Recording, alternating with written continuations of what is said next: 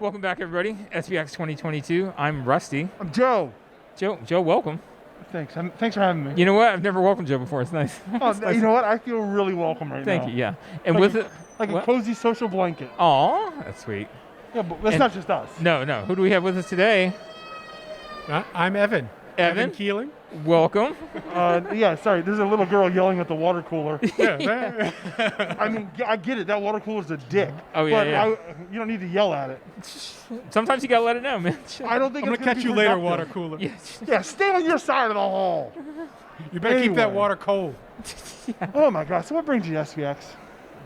Well, I'm just wandering around right today. It's my first year in like 20 years to Wow. not be behind a table. Wow. So it's a pretty, You're just like a It's a big vagabond, change. man. yeah, Yeah. no, it is. I feel, I'm watching programs. I'm like talking to people for lengths of time without feeling like I'm missing out on a sale. It's a You Wow. were able to have a lunch. yes. Yeah, we heard mean, about what the that. hell's Yeah, going I on? went in, Exciting. like I sat down outside and had a lunch as opposed to hunkering behind my table like a squirrel. Yeah, somebody came by and was like, they were going to say, I'll come by, talk to you later. I got to go. I got to have secret lunch. And in my head, I'm like, is there a clubhouse Secret you're going lunch, to? What's yeah. secret? And they went, no, just turning around the table. And That's then where you're you just that. kinda like, I had no idea. Raccoon style. What a shameful lunch that Yeah, is. that's right. I mean, I always love the posts, like post shows and stuff like that, where people are like, you know what's unprofessional is you sit behind your table and eat your food, and then try to sell books. And I'm just like, yeah, I get it. It's totally unprofessional. But Oh, yeah. I mean, shoot, I'm selling many comics, But I'm also hungry. yeah, and I gotta Also, eat. I Because if I don't eat, I'm gonna be doing something way more unprofessional. And also, I'm I never hungry. said I was professional. I'm just selling comics I made. Yeah, bold of you to assume that we had any professionalism. What are you talking about? You know what? You're right. You should cater my breakfast before I hit the floor. I mean, once you have a table, people assume you're professional. Well, Yeah. that's true. They're just like you've got a border between Yeah. you and me. And they don't So even that ask makes to you see your professional. license true. or anything. They assume. Yeah, they're just that like, you- oh, that guy's professional. He's a He's an vendor. official artist. Oh my God, he's in here with the higher ups, the hoi polloi, Yeah, and he's just exactly. selling comics. But he's eating behind his desk like a plebeian. What are you doing back there, buddy? You got crumbs on your face, trying to sell me Exactly. on the adventures of some boy? No, thank you. Just at some point. That's all I I got. couldn't think of anything. Adventures of what, Joe? What? A boy. I guess a boy boy. doing Yeah, something. one of those boys' adventures. I think that's it. Yeah, I got to do that. That's my next comic. I'm gonna do a boys' adventure comic. It's gonna be a very complicated, like deep, in-depth boys' adventure comic. Yeah. But when anybody asks me about it, I'd be like, it's a comic about a boy. Yeah. Boy, Adventures of some boy. Some boy, Some man. boy. Read it and find out. I'm not here to tell you about it. I'm here to sell it to you. You should buy it and find out how good it is. I Oh can't my tell God. you it's You good. tell me how good it is. Sir. Like, you won't believe me if I tell you. So why don't you put your money where your mouth isn't and buy the goddamn comic. Exactly. Anyway, so yeah, you're walking around. So I'm walking around. Yeah, you've, You're not transcended stealing, right? tables. And I'm not stealing. Okay, good. Okay, good. But I'm handing out stuff. I'm giving stuff. Oh away. my Oh God. wow, you're anti-stealing. I love giving stuff away. What? No, it's not because while I haven't. You're not a professional. Oh yeah, no, You're I'm giving stuff away. I'm one of the radical left with all our free stuff. Oh my God. But I like what I've been doing a lot of while I haven't produced anything to sell on my own is through my job at the Smithsonian. I've been producing comics for them for programming, doing small comic programming. I do a lot of like little, I guess zine style comics. These ones Nice. that are made out of the 8.5 by 11 piece of paper. Like the single sheet style folded Yep. one? Yep. And I do a lot of workshops for them. Like pre-pandemic, I was doing a ton of workshops. I was starting to travel and stuff like that. I'm slowly getting back into that. I've got some workshops hopefully coming up in this fall, connected to Her Story, which is a exhibit about women in music in the Smithsonian Library's gallery in the American History Museum. And I'm going to be doing a couple of workshops. Working on a comic about Bernice Johnson Reagan for that. One of the founders of the SNCC Freedom Singers and Sweet Honey and the Rock. Oh, nice. And so that's pretty exciting. We're going to be doing like an all ages workshop and then also another sort of older audiences, sort of deeper dive workshop coming up, later with that. So we're really hoping, we're real excited about sort of getting back to in-person workshops. Yes. It seems like a lot of your work is like focused on the recounting of important tales, maybe ones that are kind of overlooked. What is it about these things that happen that makes you like, I want to spend a lot of time recreating this in some fashion? I want to tell the story. Well, I mean, I really like history, and I mean, granted, my job it sort of focuses it a lot that way. That we've got to touch on these things, but I really like finding like the little stories you can tell something about, because everybody's heard like the story about them walking on the moon and stuff like that. But We did what? Yeah. So we got to. it's not a hoax. Oh, okay. We'll see. Sell me another We'll discuss that professional. on your separate podcast. Yeah, about that's it, yeah. conspiracies. It's called. I don't think so. But so for the comic I did about the Apollo 11 mission, I focused on their patch, the patch that it was designed. Oh, So interesting. each mission had a patch that was designed for that mission, and it was done by the astronauts. The astronauts would get together and design the patch, and that was one of the objects that was in the exhibit. So I thought this is a really good like object to attach to and tell a story, because I can touch on various parts of the mission, I can show all the relevant people, and still tell this thing that most people aren't going to know, that the astronauts designed the patch that went on their spacesuit. Yeah, I didn't know any of this. Yeah. And it's a unique angle, because it's one of those things, especially the more famous the event is, or the thing that you're discussing, it's always from one perspective, and it's always like one or two things that they focus on. And there's any situation that's so much more involved that just doesn't get talked about. Yeah, I mean, I was just thinking the same thing, where it's such a specific detail about a really large tail, and you're like, I'm just going to focus on this because, for whatever reason, this is what I think is noteworthy here. And I think it's incredible. I had no idea. So I'm imagining a bunch of astronauts in their gear for whatever reason, just doing like arts and crafts. Like, guys, what do we think it should look like? It gets pretty close. I got him using tracing paper to draw There you on go. the eagle. Fantastic. So do you know if that's still a thing that happens where The patches. I don't know personally Yeah. if they're still doing that. I know that through like all those Apollo missions and the Gemini missions before it, those were the way that they That's did cool. it. But I also, because the Smithsonian just had their 175th anniversary, so for that, we have a magazine that we put out called Impact that goes to high-end donors and different institutions and stuff like that. But so they wanted to do a special 175th issue of it, or 175th anniversary issue of it. But so they had me do a comic timeline that would focus on, much like we were talking about, like lesser known parts of the Smithsonian, because there's a lot of stuff. That's interesting. Yeah. People know about the Air and Space Museum. They know about, the American flag in there. They know about those things, but they don't know about some of the items in here. So here, I might have to actually have you hold Yes. this. So I Sure. because it ended up being this big 4-page Wow. fold-out event. But so I got to focus on stuff like the Hewitt sisters, who sort of had the founding collection for the Cooper Hewitt Museum. There's Vernon Bailey and where was it? Yeah, and I'm getting their names wrong. And Florence Augusta Merriam, who were a couple of bird watchers who fell in love, in their journals about bird watching started like the collection at Natural History for that. There's the founding of the Anacostia Museum, Culture Museum. One fact is that, what was it? Neil Armstrong carried a fragment of the Wright brothers plane into space with him. That's crazy. And Did he steal it? No, I don't know how we got it. Yeah, Oh, well, Neil, I no. assume that is something- another small story to be told later on. I don't think so. But I think That's it, on the I think it was like a podcast. big, like, he snuck in the middle of the night. Oh my like, God, you it's know. a yeah. caper. It's like National Treasure. Yeah. Yeah. Exactly. Nicolas Cage helped him out. Oh, wow. As a child. That happened so much more than you Well, ever it realized. was a boy's adventure. Yeah, it's a boy's adventure. Typical boy's adventure. Boy's adventure. It's about some boy having an adventure. There's the collections facility for the National Museum of the American Indian was very specifically designed by tribes to be a place that not only their artifacts were kept, but that they could perform rituals, they could come and see the artifacts. Oh, wow. It had like sort of the holy sort of angle of sort of holding their objects. Right. It wasn't just a place to put them. Yeah, exactly.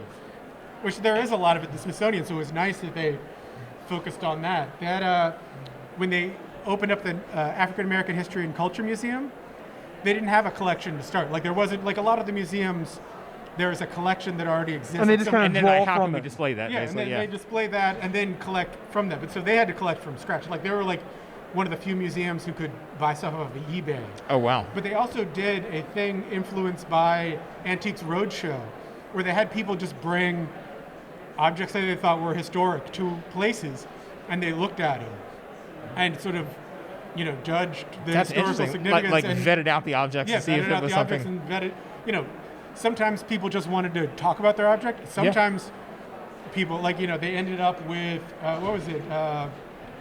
The big thing they ended up with was the Harriet Tubman's shawl.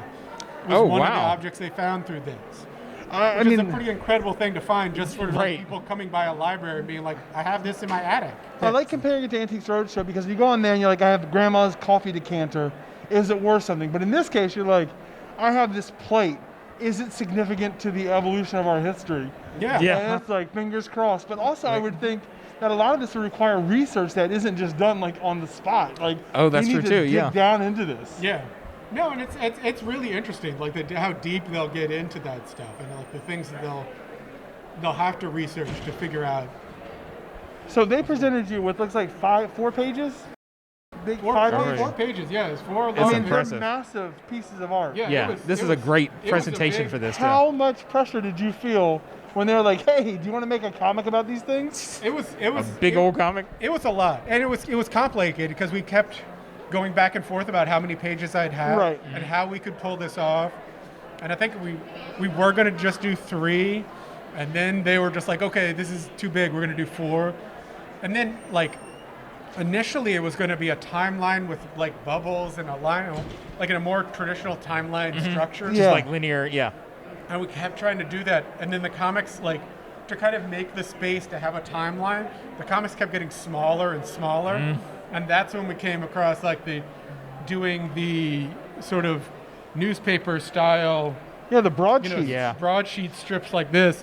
But so the another fun thing that I had with this is I had a very specific sort of my personal style for the little comics, because I'm drawing like little people. So I just sort of did that. But I had these big panels where we just highlighted events that they thought were neat, but you couldn't really tell a story about it. It was like the founding of the First Lady's Dresses collection. You're just like noting it, yeah, not getting in like depth. This is an important thing.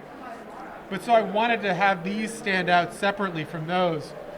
So, I mean, I don't think the viewers will catch it, but if you'll notice, We can pop it up on the screen I for got to draw, I started doing this in a Jack Kirby influenced style. So I got to draw James Smithson, the founder of the Smithsonian, a la Jack Kirby. That's why I was like really. I noticed the Kirby. Here we go. I was really proud of the Kirby. Like once I Kirby got to influence the space, on that. I was like, I'm gonna do this. Perfect. I mean, I think that was his dream. Like he's like, I'm gonna do this museum thing, and eventually Somebody's gonna draw me. draw me like this artist I don't even know about yet. Yeah. Exactly. What a life. Yeah. So with the work you're doing, so you obviously have a comics background and working with the Smithsonian. Now, did you come into the Smithsonian with this comics work, or were you doing other work and then you brought comics into it? I came into the Smithsonian. I've been working at the Smithsonian almost 20 years now. Wow. I came in to do exhibits. Like I came in as a temporary employee to work on the Indian Museum when it was coming up. And, I do large format printing, make labels, murals, stuff like that. But during that whole entire time, I was independently making comics. I was doing comics work, on my own, self-publishing, doing stuff like that. And it was, maybe 7 years ago or so, I approached them and I said, like, our office works with all of the institution. Like, we're sort of a satellite office that can work with anybody. I was like, let me try to sort of pitch some people on this comics ideas of doing comics in education. And my work was running a program right then where they were like, you go try to find work for us. Like, if you have an idea, you pursue it and we'll see what happens. And I happened to have a connection with the curatorial office at American History. I talked to him. I knew he liked comics. And so that was like, man, I was like, this is what I want to do. He introduced me to their education department. I started talking to them. They were doing a program with youth, like a teen leadership program that was going to be about the Japanese American incarceration during World War II. So I got together with them and did multiple comic workshops. And we worked with Hirshhorn's Art Lab, which is an after-school, high school art program. We got students from that to come and help us make comics. And we made a bunch of like these little mini comics. That's so cool. About the Japanese American imprisonment during World War II. And once I had that, like, so I'd done sort of, it was like a case study for my workshop, like doing workshops later, making comics, making these mini comics that can be handed out, stuff like that. Once I had these in hand, I just started cold calling different education departments and outreach departments in the Smithsonian and slowly talking to people about, that I had this, like this is what I've done, this is what I can do, let's figure out how to do it. And it's slowly been building out. I mean, there's nothing better than having like that proof of concept where you can show them like this worked. This is what we did. And ultimately with like museums, like engagement is your goal. And so if you can do like workshops and get people really involved, that's amazing. Yeah, and that's what I love most. Like I end up doing a lot of like drop-in workshops where you're just at an event and I sit at a table and people come up and I sort of show them how to fold up a comic. I talk to them about drawing and they do it. But what I love are the focused ones. When we have a focused one around an exhibit, and I'll get to talk to a curator ahead of time or somebody involved in that exhibit and say like, let's talk about these pieces and give me some sort of key things about them. So then I can be in the workshop and I can be like, let's look at this exhibit, like see this, this object, this is a story about it. You can draw a comic about that. You can do a comic about this. Or you can just see something that like really influences you and make a comic about how that is, or this is how you can tell a story. Like anybody can tell a story. Anybody can use this. Anybody can sort of tell an idea that they have and make that known to other people, or tell people a snippet of it to sort of broaden their mind to something. And that's what I love about doing That's this. awesome. I think it's interesting that you've been able to use a tool that is probably relatively non-traditional in this world, comics.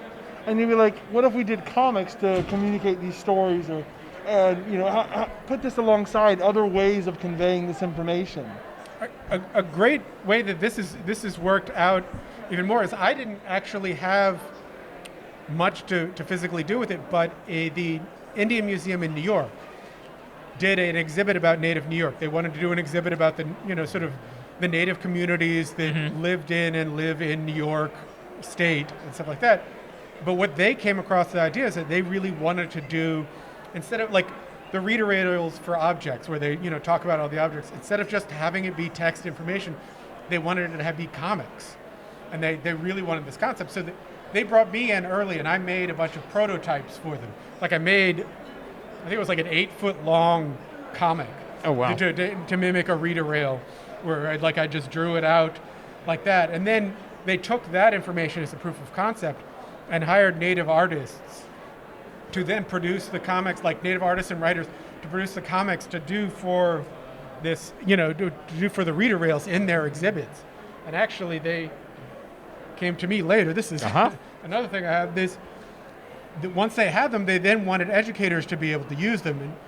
And they came back to me as a technician more for this, because of my understanding of this, but I took the reader rails, like you can see here, this is like the reader rail, this is the comic, and then I took all the information in that and then made it into a booklet form that could then be printed out by teachers, or they could print out and hand out and show for workshops to kind of talk about the exhibit in more ways to sort of present this information. I would imagine that's probably really satisfying and kind of prideful, because you came up with, not necessarily came up with it, but you've utilized this technique that is, again, not common in this world, and you get to see somebody do it completely different for a different type of thing, but like using this tool which they might not have thought to do before. Or just didn't have access to. Right, exactly. And that's pretty amazing. No, and that's a lot of fun about it. It's because I think a lot of people don't think about it as a tool, like the tool that anybody can use, and a tool that can be used for this. I mean, it's getting there. I mean, like the high publicity of some very literary important comics have helped that. But it's still like there's still the barrier of it, and convincing Yes. people that it's like this is something that reaches people in a different way, Right. in a way that will draw them in. And then it's like a lot of this was the museum really wanted a sort of a middle school audience to come into the museum more often and really utilize it. Now, this was a great way to draw that like that age of youth to the museum with something that would really ignite their imagination for At the the very subject. least, it adds variety to their message. Yes. Yeah. Because even if the best information, the most interesting things, if it's just like dry text, it's not always going to be that appealing. It's not going to pull the kids in that way. And it's crazy because there are still, like you said, we've come a long way, but there are still the people that'll say like, oh, graphic novels don't count towards like your reading goal in schools and things like that. And it's like, just let the kids read. Give them if they're interested in reading in any type of way, just support that. My office was trying to get me a big gig drawing some comics for one of our clients, and it ended up getting like eliminated because it fell down to like a 3-3 vote of the people that were talking about it, like the higher ups that were talking about it, and just 3 of those people were just like, we don't see the value in that, and they couldn't see that grasp it, and it was one of those hard things where you're just like, I don't understand why nobody can see that. Like, it hits so many bases with so many people, and so many people really grab hold of this. It's almost like, what do you not get? Like, you don't have to believe in it 100%, but do you at least see a potential in to it? try, I mean, it's like like you said, at this point, it's proven. Like you can see it. You see it, like it's amazing to me when people will still like argue against it, and you're just like, it's proven, it's literature, time over and time, and and that's what I think is like great about it. It's like this exhibit where they used it as the reader rails. It wasn't even just like a book you could buy in the gift shop. It wasn't like a little flip. It really only existed in that format. It was a rail. Like we're providing the information about this subject in this manner to draw you in a different way, and I think that's amazing. It wasn't a substitute manner. It was the manner. It was the primary exactly. piece of it. It wasn't like, okay, if you want to read this, you can read this, but if you want to get the information, you'll get it from this. It was like, this is the way that we're presenting the information. That's a pretty bold and brave way to go, man. Yeah.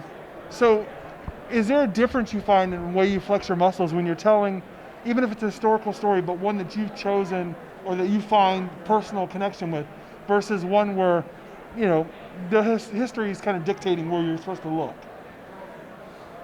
I guess some. I mean, obviously, like with the historical stuff, like a lot more research goes into it, and a lot more sort of thought about how you're presenting stuff, and making sure you're presenting stuff right, and making sure you're presenting stuff respectfully, and making sure, like this comic I did for the 175th, like everything was run by somebody else's office. Right. They had to, especially the stuff about the Indie Museum, they had to make sure that we didn't mess up any of the cultural important institutions. I did learn with it, like in this comic about the African American History and Culture collection, it's based around Lonnie Bunch, who at the time was the head of the African American History and Culture Museum at the time of the story. He was the head of that and building this museum. And he pretty much, he's one of the people who helped build this museum from the ground up. At the time I did this comic, he has now become the secretary of all of the Smithsonian. Wow. So he is like everybody's boss. So this didn't not only went through African American History and Culture's office, but also went through the secretary, my boss's boss's office. Right. But what I learned in that is in this initial first panel, because he was supposed to be taking place in the middle of the night, and he's just up watching Antiques Roadshow because he can't sleep. I drew him in tasteful pajamas and a robe, and he was like, "Can you just put me in a t-shirt and jeans?" That's when I learned that I can't draw the secretary of the Smithsonian in his pajamas. You have to test those boundaries sometimes. Yeah, exactly. To me, I feel like that's a little more it wasn't even that fancy. There wasn't a robe. I was just in a t-shirt and jeans. Yeah. It might have been that too. He might have been like, this is too You're fancy. doing it up too much. You're making me look a I little too wasn't even Hefner. smoking. Right. What are you doing? To give you a little realistic background, this is what I was wearing. That's pretty wild because you're telling a true history tale, but it's also this gentleman is now so entwined with the world in which you're telling it. Yeah. Yeah. And it's like, this is kind of complicated. I can't just draw or write whatever I want. Yeah, that's a hard thing about it. Sometimes you have to be very careful about making sure you don't just draw or write whatever you want, because things can be, bent for story. You kind of slide stuff around a little bit to tell a story, but you have to make sure that the core of it is always truthful, and the core helps carry along that message and gets the important information across. Now, Evan, we've talked a lot today so far. Yeah. Excellent. I didn't know there were this many words around, and yet we found them all.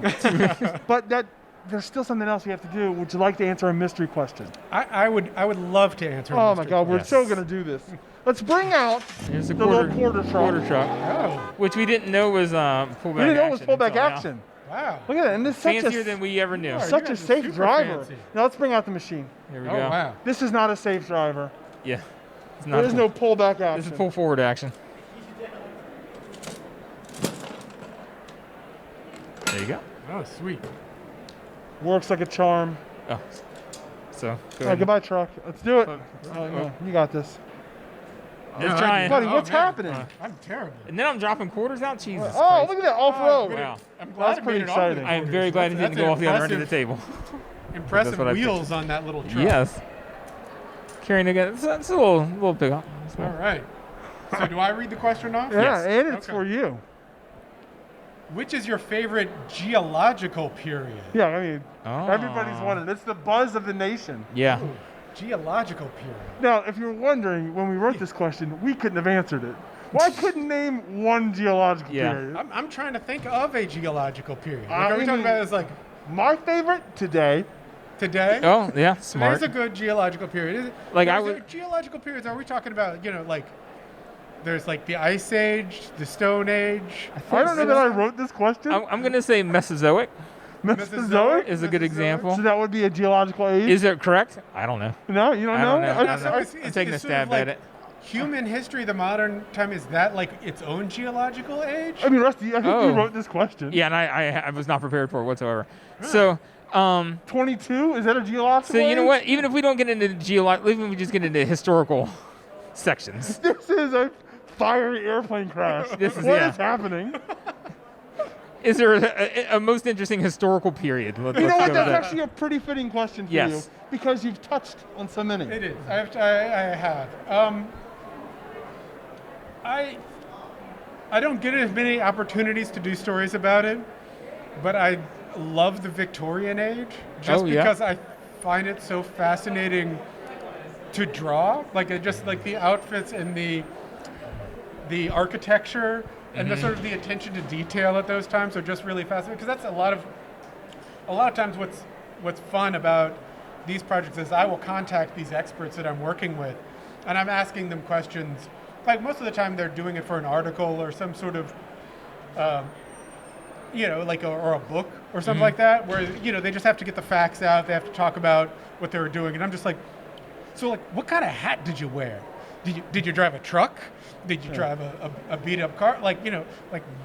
Do you like green pants? Yeah, yeah. Like, Right. What's your pants? vibe? Yeah, exactly. I was like, how does that work? So it's like, are you a go-go boots type person? I was like, I got to make this work. So I'll be asking those questions. Like when I was doing the Apollo 11 comic, I was coloring all the time, and I was just like, so what does this machine look like? Yeah. Can you see Right. some of this machine? Do you have pictures of them in casual wear? like what? Yeah, I only have office pictures. What did it look like when they went up? What goes on with that? But so I think about that stuff a lot, and I like, I also love visually the '60s, but there are so many artists that do that so much better than me that I'm just like, I'm not going to try to compete with that.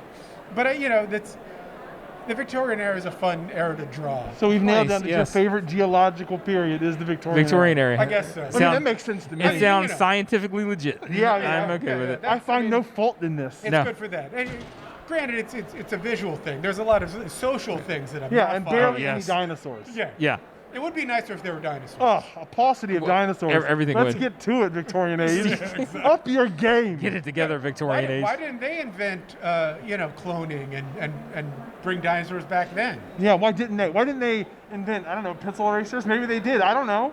Why didn't they? That's my question. Somebody invented it. Yeah. I don't think it was I don't them. think it was a dude named Victor, so what's going on? Yeah, exactly. All right, so is there anything that you would like to put out there as far as social media or websites, any type of plugs you'd like to make? Well, I mean, most of the stuff I put is on Instagram currently. Okay. But any social media that I'm on, which isn't a ton, but like Instagram and Twitter, I think something else, but it's all under E.T. Keeling, Okay. which is Cool. just my first two initials and my last name, and I just sort of make it all that because I figure everything I'm putting up is something I want to promote. So I'm There you go. just going to try to keep it simple. So I it's have the always same E.T. thing. Keeling. All my handles are the same. And then one day somebody on Instagram contacted me and said, hey, I use your handle everywhere. Can I have it on Instagram? And I'm like, buddy, I know that's not true because I use it everywhere. Yeah, you're already Where are using you it everywhere. using Are you using it on Twitter? No. No. Facebook? No. Yeah, exactly. So what are you talking about here? Well, there's something to be said. Like when you just use your name, it's out there in It's an perfect. easy way. You also don't end up with some sort of questionable cultural reference that you thought was cool in the 90s. Yeah. Unless you have a 2 years really later, bad yeah. name. Yeah. Then you're in trouble. Yeah. Well, thank you so much for talking with us. Yes, Thank this you very is much wonderful. for talking with me. It's And, been great talking. keep doing comics about history and don't screw it up. I'll Because try people to- are depending on you I will- I to will- That's the legitimize goal. this. I'm serious. I'm the last line of defense. Yeah. Yeah. We're I don't counting put it on that you. way, but yes. Okay. Whatever.